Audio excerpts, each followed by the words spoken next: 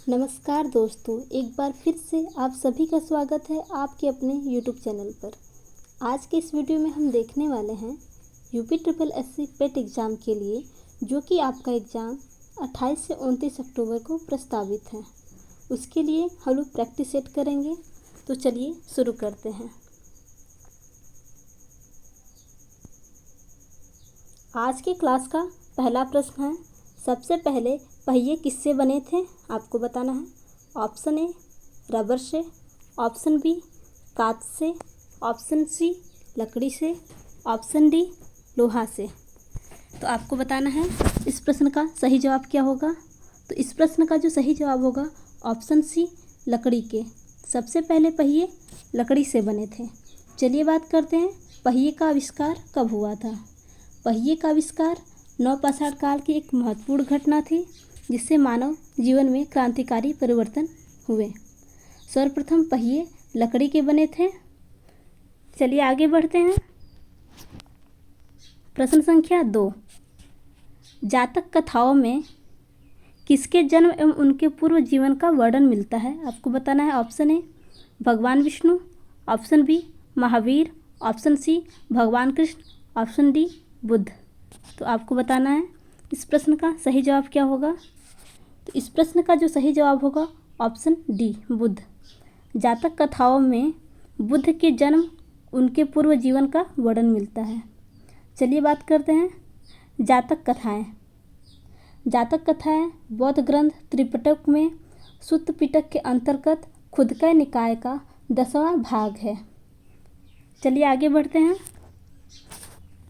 प्रश्न संख्या 3, कुतुबुद्दीन ऐबक और रजिया किस राजवंश से संबंधित थे, आपको बताना है। ऑप्शन ए मामलुक वंश से संबंधित थे, ऑप्शन बी खिलजी वंश से संबंधित थे, ऑप्शन सी लोधी वंश से संबंधित थे, ऑप्शन डी मुगल वंश से संबंधित थे।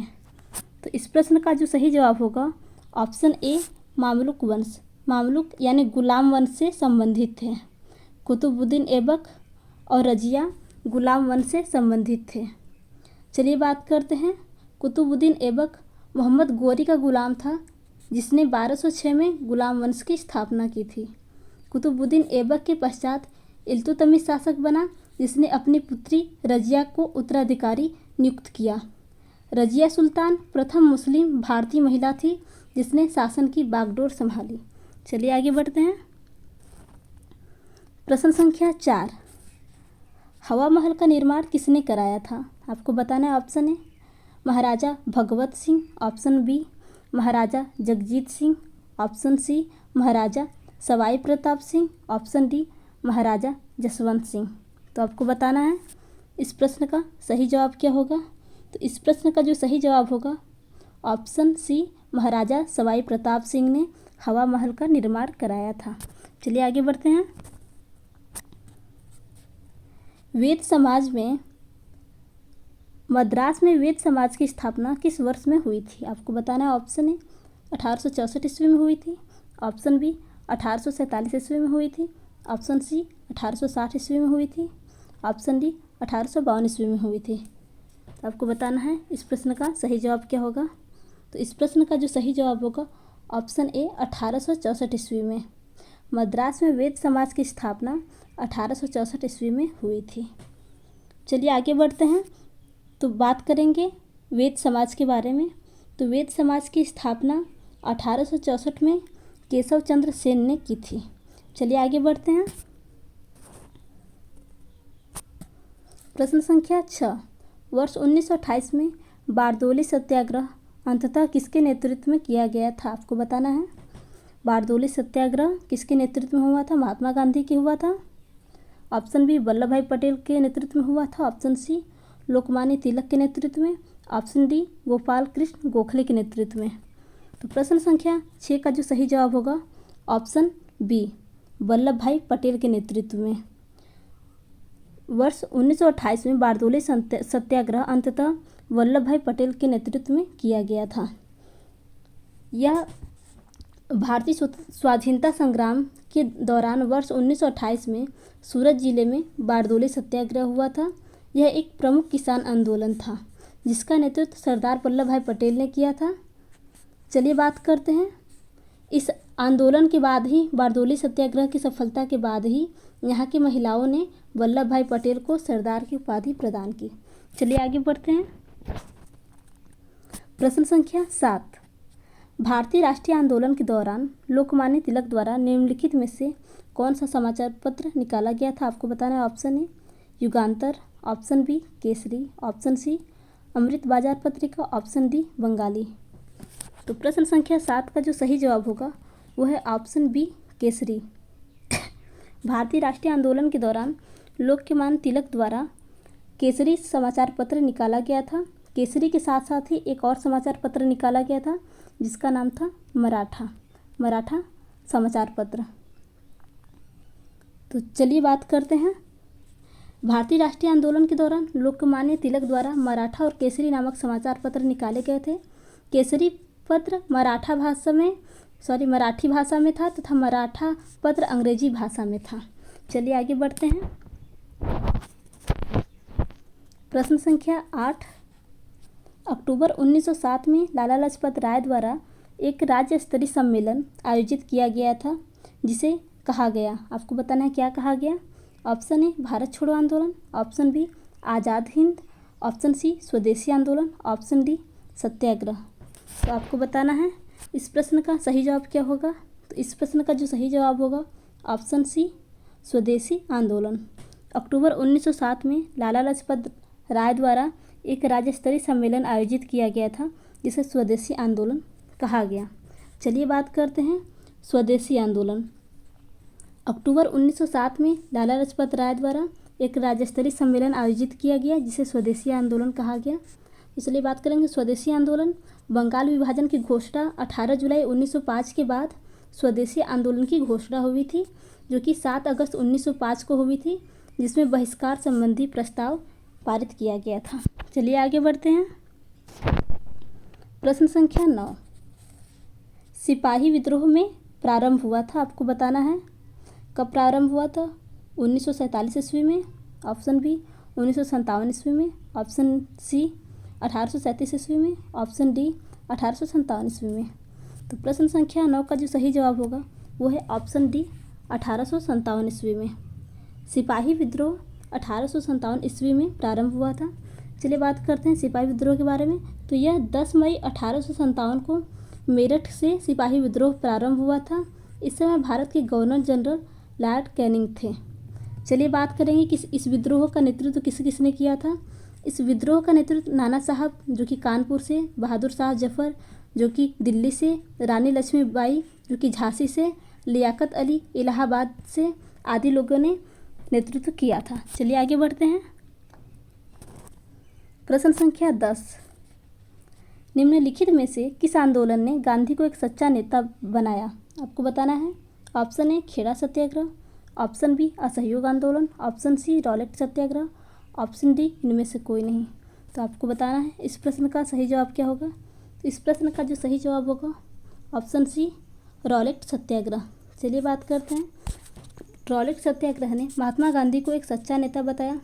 रॉलेट एक्ट मार्च 1919 में लागू किया गया। इसके अंतर्गत विशेष न्यायालय की स्थापना की गई जिसके अनुसार प्रांतीय सरकारों को बिना वारंट के तलाशी, गिरफ्तारी तथा बंदी प्रत्यक्षीकरण के अधिकार की शक्तियाँ दी गई थी। इस कानून को भारतीयों ने बिना वकील बिना दलील का कानून कहा। चलिए आगे बढ़ते हैं। प्रश्न संख्या 11, निम्नलिखित में से ऊर्जा का स्रोत नहीं है। ऑप्शन ए सिंचित भूमि, ऑप्शन बी पृथ्वी का आंतरिक भाग, ऑप्शन सी परमाणु नाभिक, ऑप्शन डी ज्वार भाटा। तो आपको बताना है इस प्रश्न का सही जवाब क्या होगा। तो इस प्रश्न का जो सही जवाब होगा ऑप्शन ए सिंचित भूमि ऊर्जा का स्रोत नहीं है। चलिए आगे बढ़ते हैं। प्रश्न संख्या 12, निम्नलिखित में से कौन सा नदी सप्त समुद्र क्षेत्र में फैल जाती है और बाद में सूख जाती है? आपको बताना है। Option A Chenab, option B Yamuna, option C Saraswati, option D Jhelum. तो इस प्रश्न का जो सही जवाब होगा वो है ऑप्शन सी सरस्वती। चलिए आगे बढ़ते हैं। प्रश्न संख्या 13, इनमें से एक बागानी फसल है। आपको बताना है कौन सी। ऑप्शन ए चावल, ऑप्शन बी गेहूँ, ऑप्शन सी चाय, ऑप्शन डी मूंगफली। तो प्रश्न संख्या 13 का जो सही जवाब होगा वो है ऑप्शन सी, चाय। चाय एक बागानी फसल है। चलिए बात करते हैं चाय के अलावा और बागानी फसलों के बारे में। कहवा, नारियल, रबड़, इलायची इत्यादि भी बागानी फसलों में आते हैं। चलिए आगे बढ़ते हैं। प्रश्न संख्या 14, निम्नलिखित में से किस राज्य की सीमा तेलंगाना से नहीं मिलती है? आपको बताना है। ऑप्शन ए छत्तीसगढ़ की, ऑप्शन बी महाराष्ट्र की, ऑप्शन सी कर्नाटक की, ऑप्शन डी गुजरात की। तो प्रश्न संख्या 14 का जो सही जवाब होगा ऑप्शन डी, गुजरात की। गुजरात राज्य की सीमा तेलंगाना से नहीं मिलती है। चलिए बात करते हैं। तेलंगाना यह भारत का 29वां राज्य है। इसका निर्माण 2 जून 2014 को हुआ था, जिसकी राजधानी हैदराबाद है। चलिए आगे बढ़ते हैं। प्रश्न संख्या 15, उत्तर पूर्व की पहाड़ियों को कहा जाता है? आपको बताना है क्या कहा जाता है। Option A Himadri, option B Purvanchal, option C Shivalik, option D Duns. तो इस प्रश्न का जो सही जवाब होगा वो है ऑप्शन बी, पूर्वांचल। उत्तर पूर्व की पहाड़ियों को पूर्वांचल कहा जाता है। चलिए आगे बढ़ते हैं। प्रश्न संख्या 16, वैज्ञानिक सामाजिक जिम्मेदारी को गहन बनाने के लिए वैज्ञानिक और औद्योगिक अनुसंधान परिषद द्वारा निम्नलिखित में से कौन सी पहल की गई है? आपको बताना है। ऑप्शन ए जिज्ञासा, option B CSR, option C अनुसंधान और विकास, ऑप्शन डी उस्ताद। तो प्रश्न संख्या 16 का जो सही जवाब होगा वो है ऑप्शन ए जिज्ञासा। वैज्ञानिक एवं औद्योगिक अनुसंधान परिषद CSIR ने वैज्ञानिक सामाजिक जिम्मेदारी को गहन बनाने के लिए तथा छात्रों के विज्ञान तथा वैज्ञानिक विकास के लिए जिज्ञासा नामक नया कार्यक्रम शुरू किया था। चलिए आगे बढ़ते हैं। प्रश्न संख्या 17, निम्नलिखित में से किस संगठन द्वारा बैंकों की ब्याज दरें निर्धारित और विनियमित की जाती हैं? आपको बताना है। ऑप्शन ए वित्त मंत्रालय, option B SBI, option C SEBI, option D RBI। तो प्रश्न संख्या 17 का जो सही जवाब होगा वो है ऑप्शन डी RBI। RBI द्वारा बैंकों की ब्याज दरें निर्धारित और विनियमित की जाती है। चलिए आगे बढ़ते हैं।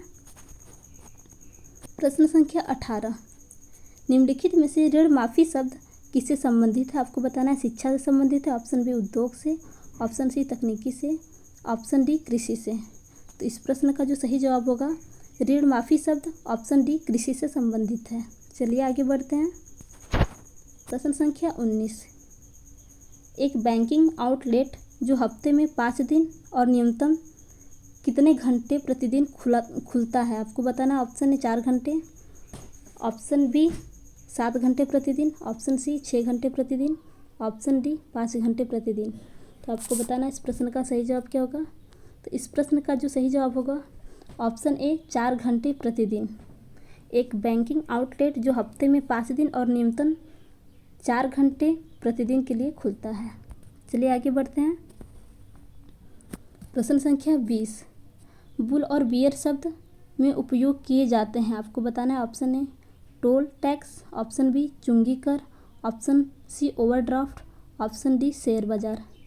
तो आपको बताना है इस प्रश्न का सही जवाब क्या होगा। तो इस प्रश्न का जो सही जवाब होगा ऑप्शन डी शेयर बाजार। बुल और बियर शब्द शेयर बाजार में उपयोग किए जाते हैं।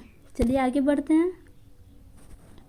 प्रश्न संख्या 21, भारतीय संविधान के किस अनुच्छेद के तहत राष्ट्रीय ध्वज फहराने का अधिकार है? आपको बताना है। ऑप्शन ए अनुच्छेद 19 ए, ऑप्शन बी अनुच्छेद 18 ए, ऑप्शन सी अनुच्छेद 20 ए, ऑप्शन डी अनुच्छेद 21 ए। तो इस प्रश्न का जो सही जवाब होगा वो है ऑप्शन ए अनुच्छेद 19 ए। अनुच्छेद 19 ए के तहत राष्ट्रीय ध्वज फहराने का अधिकार है। चलिए आगे बढ़ते हैं। प्रश्न संख्या 22, मूलभूत अधिकारों में से अधिकांश हमारे संविधान के किस अनुच्छेद से में शामिल किए गए हैं? आपको बताना। ऑप्शन ए 1 से 10, ऑप्शन बी 12 से 35, ऑप्शन सी 36 से 51, ऑप्शन डी 112 से 135। तो इस प्रश्न का जो सही जवाब होगा वो है ऑप्शन बी 12 से 35। मूलभूत अधिकारों में से हमारे संविधान के 12 से 35 अनुच्छेद में शामिल किए गए हैं। चलिए आगे बढ़ते हैं। 1946 में संविधान सभा का गठन द्वारा बनाई गई योजनाओं के तहत किया गया है। आपको बताना है किसके योजनाओं के तहत किया गया है। ऑप्शन ए संविधान सभा द्वारा, option B Lok Sabha, option C क्षेत्रीय मिशन योजना, ऑप्शन डी कैबिनेट मिशन योजना। तो प्रश्न संख्या 23 का जो सही जवाब होगा वो है ऑप्शन डी कैबिनेट मिशन द्वारा। तो बात करते हैं वर्ष 1946 में संविधान सभा का गठन कैबिनेट मिशन द्वारा बनाई गई योजनाओं के तहत किया गया है। चलिए आगे बढ़ते हैं। प्रश्न संख्या 24, उच्चतम न्यायालय के न्यायाधीश की सेवानिवृत्ति की आयु है। आपको बताना है क्या है। Option A 62, option B 65, option C 58, option D 60। तो प्रश्न संख्या 24 का जो सही जवाब होगा वो है ऑप्शन बी 65 वर्ष। उच्चतम न्यायालय के न्यायाधीश की सेवानिवृत्ति की आयु 65 वर्ष है। चलिए आगे बढ़ते हैं। प्रश्न संख्या 25, किस अनुच्छेद के अनुसार वैध कार्डों के आधार पर राज्यों में राष्ट्रपति शासन लागू किया जा सकता है। आपको बताना है option A 356, option B 309, option C अनुच्छेद 370, ऑप्शन डी अनुच्छेद 372। तो आपको बताना है इस प्रश्न का सही जवाब क्या होगा। तो इस प्रश्न का जो सही जवाब होगा वो है ऑप्शन ए अनुच्छेद 356 के तहत। भारत के संविधान का अनुच्छेद 356 राष्ट्रपति को राज्यों के संवैधानिक तंत्र की विफलता या संविधान के उल्लंघन की दशा में राष्ट्रपति शासन लागू किया जा सकता है। चलिए आगे बढ़ते हैं। प्रश्न संख्या 26, विद्युत परिपथ में जूल में किया गया कार्य जब एक इकाई विद्युत आवेश एक बिंदु से दूसरे बिंदु पर स्थानांतरित होता है तो उसे कहते हैं। आपको बताना है क्या कहते हैं। ऑप्शन ए विद्युत धारा, ऑप्शन बी विभवांतर, ऑप्शन सी प्रतिरोध, ऑप्शन डी चालकता। तो प्रश्न संख्या 26 का जो सही जवाब होगा ऑप्शन बी विभवांतर। चलिए आगे बढ़ते हैं। प्रश्न संख्या 27, डायनेमो ऊर्जा परिवर्तित करता है। आपको बताना है ऑप्शन ए विद्युत ऊर्जा को यांत्रिक ऊर्जा में, ऑप्शन बी चुंबकीय को विद्युत में, ऑप्शन सी यांत्रिक ऊर्जा को विद्युत ऊर्जा में, ऑप्शन डी इनमें से कोई नहीं। तो प्रश्न संख्या 27 का जो सही जवाब होगा वो है ऑप्शन सी यांत्रिक को विद्युत में। डायनेमो ऊर्जा परिवर्तित करता है यांत्रिक ऊर्जा को विद्युत ऊर्जा में। चलिए आगे बढ़ते हैं। प्रश्न संख्या 28, बेहतरीन स्वर्ण शाल का रंग होता है। आपको बताना है लाल, ऑप्शन बी बैंगनी, ऑप्शन सी सुनहरी, ऑप्शन डी नीला। तो इस प्रश्न का आपको सही जवाब बताना है। तो इस प्रश्न का जो सही जवाब होगा ऑप्शन ए लाल। बेहतरीन स्वर्ण शाल का रंग लाल होता है। चलिए आगे बढ़ते हैं। प्रश्न संख्या 29, एंजाइम सहायक होते हैं। ऑप्शन ए श्वसन में, ऑप्शन बी भोजन पाचन में, ऑप्शन डी प्रतिरक्षा प्रणाली में, ऑप्शन डी प्रजनन में। तो आपको बताना है प्रश्न संख्या 29 का सही जवाब क्या होगा। तो प्रश्न संख्या 29 का जो सही जवाब होगा वो है ऑप्शन बी भोजन पाचन में। चलिए आगे बढ़ते हैं। प्रश्न संख्या 30, निम्नलिखित में से तंत्रिका का एक भाग नहीं है। आपको बताना है ऑप्शन ए संग्रहण वाहिका, option B dendrite, option C कोशिका निकाय, ऑप्शन डी केंद्रक। तो आपको बताना है इसका सही जवाब क्या होगा। तो जो तंत्रिका तंत्र का भाग नहीं है वो ऑप्शन बी होगा डेंड्राइट। बाकी अन्य संग्रहण वाहिका, कोशिका निकाय, केंद्रक तंत्रिका तंत्र का भाग हैं। चलिए आगे बढ़ते हैं। प्रश्न संख्या 51,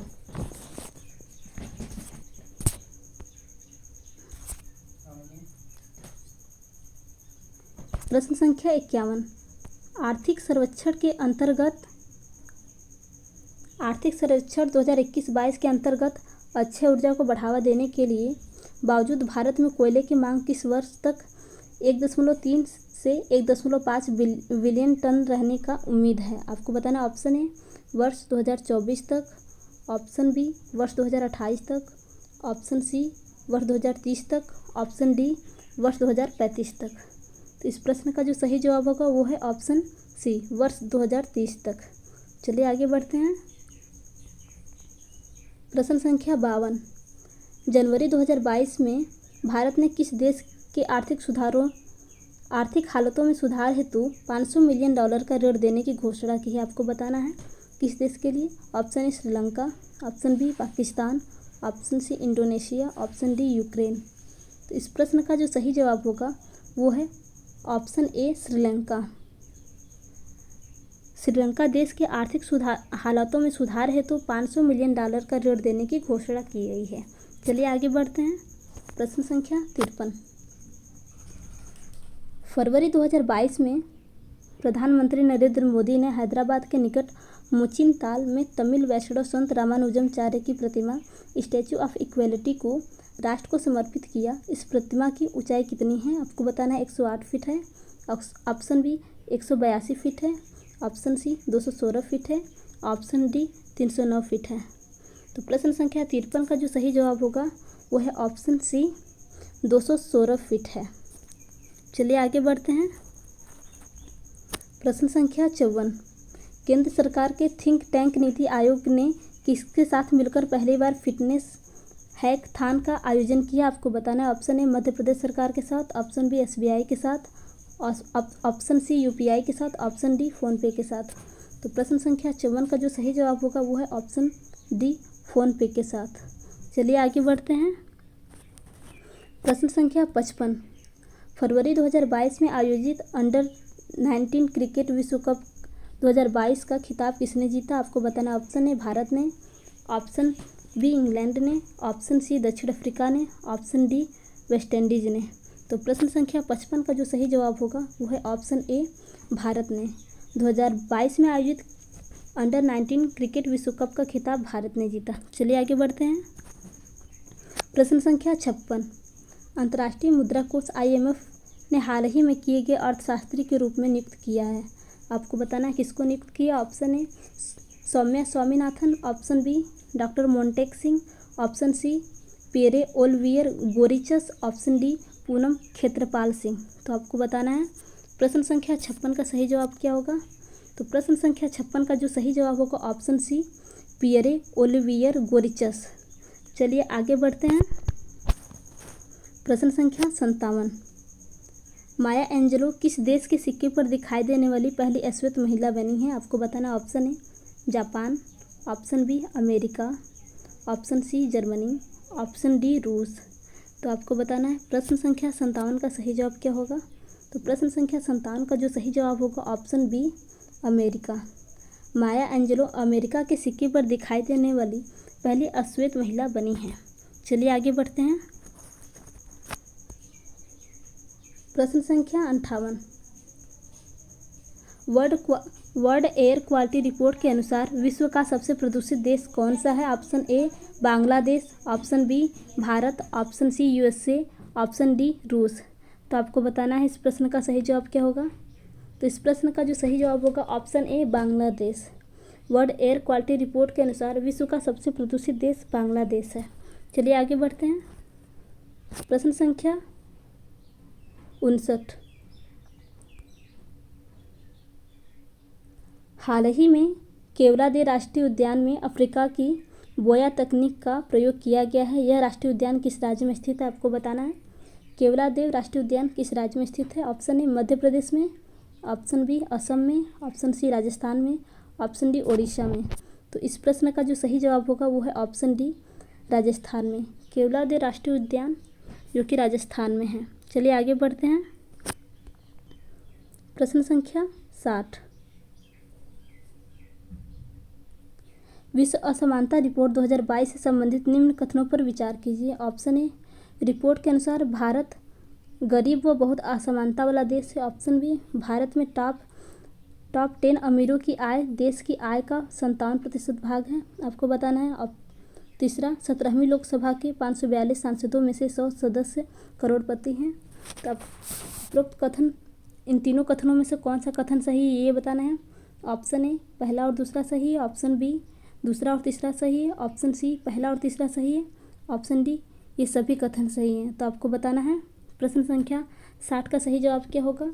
तो प्रश्न संख्या 60 का जो सही जवाब होगा वो है ऑप्शन ए पहला और दूसरा। यानी रिपोर्ट के अनुसार भारत गरीब व बहुत असमानता वाला देश है, ये बात सही है। दूसरा भारत में टॉप 10 अमीरों की आय देश की आय का 57% भाग है, ये भी कथन सही है। चलिए आगे बढ़ते हैं। प्रश्न संख्या 61। भारत में स्पेस एप्लीकेशन सेंटर कहाँ स्थित है आपको बताना है। ऑप्शन ए मुंबई में, ऑप्शन बी अहमदाबाद में, ऑप्शन सी त्रिवेंद्रम में, ऑप्शन डी बेंगलुरु में। तो प्रश्न संख्या 61 का जो सही जवाब होगा वो है ऑप्शन बी अहमदाबाद में। भारत में स्पेस एप्लीकेशन सेंटर अहमदाबाद में स्थित है। चलिए आगे बढ़ते हैं। प्रश्न संख्या 62, भारत की लंबी दूरी की मिसाइलों में से कौन सी पहली बहु मिसाइल है आपको बताना है। ऑप्शन है Akash, option B Akshay, option C Prithvi, option D BrahMos. तो प्रश्न संख्या 62 का जो सही जवाब होगा वो है ऑप्शन ए आकाश। चलिए आगे बढ़ते हैं। प्रश्न संख्या 63, car racing driving Michael Schumacher किस देश के निवासी हैं आपको बताना है। ऑप्शन है USA, option B Germany, option C Canada, option D Australia. तो इस प्रश्न का जो सही जवाब होगा वो है option B Germany. Car racing driver Michael Schumacher Germany देश के निवासी हैं। चलिए आगे बढ़ते हैं। प्रश्न संख्या 64, प्रत्येक वर्ष उत्कृष्टता के लिए मूर्ति दिवस अवार्ड किस क्षेत्र में दिया जाता है आपको बताना है।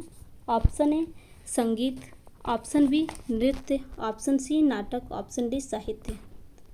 तो साहित्य के क्षेत्र में मूर्ति अवार्ड दिया जाता है। चलिए आगे बढ़ते हैं। प्रश्न संख्या 65, विश्व मौसम विज्ञान दिवस कब मनाया जाता है।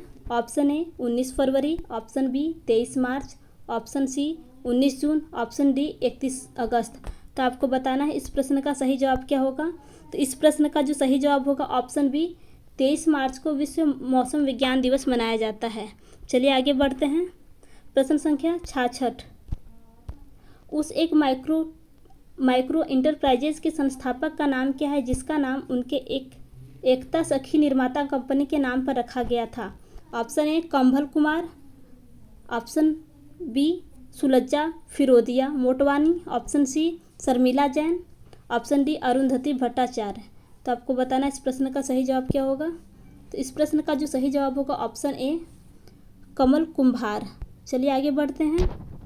प्रश्न संख्या 67, ओलंपिक खेलों में स्वर्ण, रजत एवं कांस्य पदक शुरू किए गए थे आपको बताना है कब शुरू किए गए थे। वर्ष 1919 में, ऑप्शन बी वर्ष 1918 में, ऑप्शन सी वर्ष 1904 में, ऑप्शन डी वर्ष 1915 में। तो प्रश्न संख्या 67 का जो सही जवाब होगा वो है ऑप्शन सी वर्ष 1904 में। ओलंपिक खेलों में स्वर्ण, रजत एवं कांस्य पदक वर्ष 1904 में शुरू किए गए थे। चलिए आगे बढ़ते हैं। प्रश्न संख्या 68, विश्व का पहला प्रोग्रामर किसे माना जाता है आपको बताना। ऑप्शन है Alan Turing, option B Ada Lovelace, option C Tim Berners-Lee, option D Steve Wozniak. तो आपको बताना है प्रश्न संख्या 68 का सही जवाब क्या होगा। तो इसका जो सही जवाब होगा एडा लवलेस। एडा लवलेस को विश्व का पहला प्रोग्रामर माना जाता है। चलिए आगे बढ़ते हैं। प्रश्न संख्या 69, FTP का पूर्ण रूप क्या है आपको बताना है। Forward time processing, option B file transfer program, option C file transport protocol, option D file transfer protocol. तो प्रश्न संख्या 69 का आपको सही जवाब बताना है। तो इसका जो सही जवाब होगा वो है ऑप्शन सी FTP का full form file transport protocol है। चलिए आगे बढ़ते हैं। प्रश्न संख्या 70, भारतीय अमेरिकी लेखक श्याम सरन द्वारा निम्नलिखित में से कौन सी पुस्तक की पहचान है कीजिए। तो आपको बताना है the binding vine, option B how India sees the world from Kautilya to Modi, option C lady cop, option D the village by the sea. तो आपको बताना है प्रश्न संख्या 70 का सही जवाब क्या होगा। तो प्रश्न संख्या 70 का जो सही जवाब होगा option B how India sees the world from Kautilya to Modi. चलिए आगे बढ़ते हैं। प्रश्न संख्या 71, पृथ्वी के वातावरण के तापमान को अनुकूल बनाए रखने में महत्वपूर्ण भूमिका निभाता है आपको बताना है क्या महत्वपूर्ण भूमिका निभाता है। ऑप्शन ए विश्व मौसम संगठन, option B IPCC, option C global warming, option D greenhouse gas. तो आपको बताना है इस प्रश्न का सही जवाब क्या होगा। तो इस प्रश्न का जो सही जवाब होगा वो है option D greenhouse gas पृथ्वी के वातावरण के तापमान को अनुकूल बनाए रखने में महत्वपूर्ण भूमिका निभाता है। चलिए आगे बढ़ते हैं। प्रश्न संख्या 72। वैश्विक संगठनों ने पर्यावरण की सुरक्षा की बात करना कब शुरू किया? आपको बताना है 19वीं सदी में, ऑप्शन बी 21वीं सदी की शुरुआत में, ऑप्शन सी 20वीं सदी में, ऑप्शन डी 20वीं सदी के पूर्वार्ध में। तो प्रश्न संख्या 72 का जो सही जवाब होगा वो है ऑप्शन सी 20वीं सदी में। वैश्विक संगठनों ने पर्यावरण की सुरक्षा की बात 20वीं सदी में करना शुरू कर दी। चलिए आगे बढ़ते हैं। प्रश्न संख्या 73। आपको बताना है इनमें से गलत कथन क्या है, यानी असत्य कथन बताना है। ऑप्शन ए वियना सम्मेलन के बाद मॉन्ट्रियल समझौता हुआ, ऑप्शन बी मॉन्ट्रियल समझौता पहले और वियना सम्मेलन बाद में हुआ, ऑप्शन सी मॉन्ट्रियल समझौता का संबंध ओजोन परत से है, ऑप्शन डी वियना सम्मेलन का संबंध ओजोन परत से है। तो आपको बताना है इस प्रश्न का सही जवाब क्या होगा। तो इस प्रश्न का जो सही जवाब होगा वो है ऑप्शन बी मॉन्ट्रियल समझौता पहले और वियना सम्मेलन बाद में हुआ था। ये जो कथन है ये कथन गलत है, जबकि वियना सम्मेलन के बाद मॉन्ट्रियल समझौता हुआ था ये। चलिए आगे बढ़ते हैं। प्रश्न संख्या 74। वर्ष 2007 का नोबेल शांति पुरस्कार दिया गया। आपको बताना है किसको? विश्व मौसम संगठन को, ऑप्शन बी संयुक्त राष्ट्र पर्यावरण कार्यक्रम को, ऑप्शन सी विश्व मौसम संगठन और संयुक्त राष्ट्र पर्यावरण कार्यक्रम को मिलाकर नियमित निकाय को, ऑप्शन डी उपरोक्त में से कोई नहीं। तो आपको बताना है इस प्रश्न का सही जवाब क्या होगा। तो इस प्रश्न का जो सही जवाब होगा वो है ऑप्शन सी वर्ष 2007 का नोबेल शांति पुरस्कार विश्व मौसम संगठन और संयुक्त राष्ट्र पर्यावरण कार्यक्रम को मिलाकर निर्मित निकाय को दिया गया था। चलिए आगे बढ़ते हैं। प्रश्न संख्या 75। ग्रीन हाउस गैस के संदर्भ में कौन सा कथन सत्य है? आपको बताना है यह methane, carbon dioxide, nitrous oxide इत्यादि गैसों से मिलकर बना है, ऑप्शन बी तापमान वृद्धि के लिए आवश्यक है, option C methane greenhouse gas का उदाहरण है, ऑप्शन डी उपरोक्त में से सभी। तो आपको बताना है इसमें से क्या सही है। तो इसमें के तीनों कथन, ऊपर के जो तीनों कथन दिए गए हैं सही है। तो इसका सही ऑप्शन होगा ऑप्शन डी उपरोक्त सभी। यह methane, carbon dioxide, nitrous oxide इत्यादि गैसों से मिलकर बना है, सही है। ऑप्शन बी तापमान वृद्धि के लिए आवश्यक है, बिल्कुल सही। यह मीथेन ग्रीन हाउस गैस का उदाहरण है। तो चलिए दोस्तों, अगर आपको आज की वीडियो अच्छी लगी हो तो वीडियो को लाइक तथा चैनल को सब्सक्राइब करना न भूलिएगा। धन्यवाद।